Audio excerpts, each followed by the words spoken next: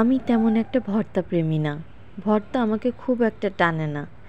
কিন্তু এই ভর্তাটা খাওয়ার পর আমি জাস্ট ফিদা হয়ে গেছি।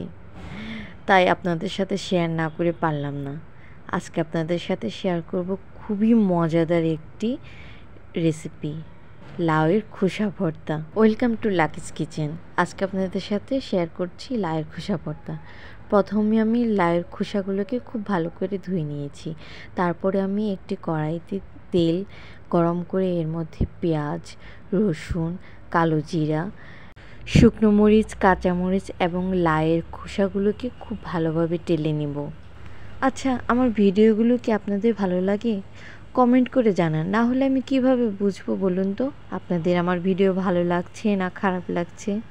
অবশ্যই কমেন্ট করে জানাবেন, লাইক শেয়ার করবেন, সাবস্ক্রাইব করে আমার পাশে থাকবেন। এখানে আপনারা চাইলে ধনেপাতা অ্যাড করতে পারেন। আমার কাছে ধনেপাতাটা ছিল না, সেজন্য আমি অ্যাড করতে পারিনি। ধনেপাতা দিলে ফ্লেভারটা আরও খুব ভালো আসতো। যাই হোক, এবার আমার সমস্ত উপকরণ মোটামুটি রেডি হয়ে গেছে। আমি এগুলো এখন ব্লেন্ড করে নেব। এটা পাটায় বেটে নিতে পারলেও খুব মজা লাগে, কিন্তু আমি আর পাটায় আজকে বাটছি না। আজকে আমি ব্লেন্ডারে সব কিছু উপকরণ একসাথে ব্লেন্ড করে নিচ্ছি।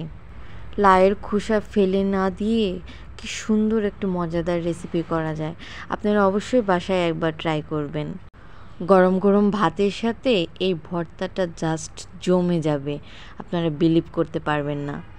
যাই হোক, এবার আমার হয়ে গেল ভর্তাটা। এখানে আমি একটা কাঁচামরিচ দিয়ে তারপর সরিষার তেল দিয়ে দিচ্ছি।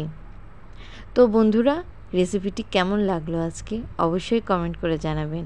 এতক্ষণ আমার পাশে থাকার জন্য অসংখ্য ধন্যবাদ। সবাই ভালো থাকবেন। Bye bye.